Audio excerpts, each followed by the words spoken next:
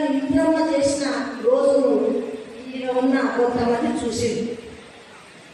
వాళ్ళని ఎట్లా ఆర్థికంగా ఎదిగించాలి, వాళ్ళకు లోన్లు ఇప్పించాలి, వాళ్ళకు మరి వృత్తి కల్పించాలనే ఆలోచనలో ఇంద్రమ్మ దేశమంతా కూడా ఆదివాసులము ఎక్కడో ఉండమన్న ఇక్కడ మూలకు ఉండే ఎక్కడో అడవిలో ఉండి మరి పుట్టలో గట్లలో చెట్లలో జీవించడం వాళ్ళు ఏం పాపం చేస్తున్నారు, సమాజంలో వాళ్ళు కూడా సమాజం తేవాలని చెప్పి మరి ఆ రోజు ఇంద్రమ్మ మరి ఈ రాజకీయ భవిష్యత్తు కూడా ఉండాలని చెప్పడం జరిగింది.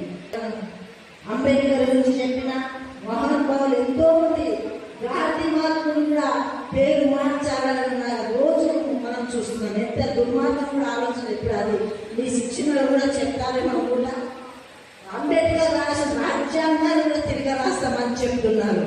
కాబట్టి అలాంటి దాన్ని తరిమి కొట్టే విధంగా ఈ శిక్షణ కార్యక్రమం ఉంటుందని నేను అనుకుంటున్నాను. మరి ఇలాంటి కార్యక్రమంలో మీరందరూ పాల్గొనడం చాలా సంతోషం అనిపిస్తుంది.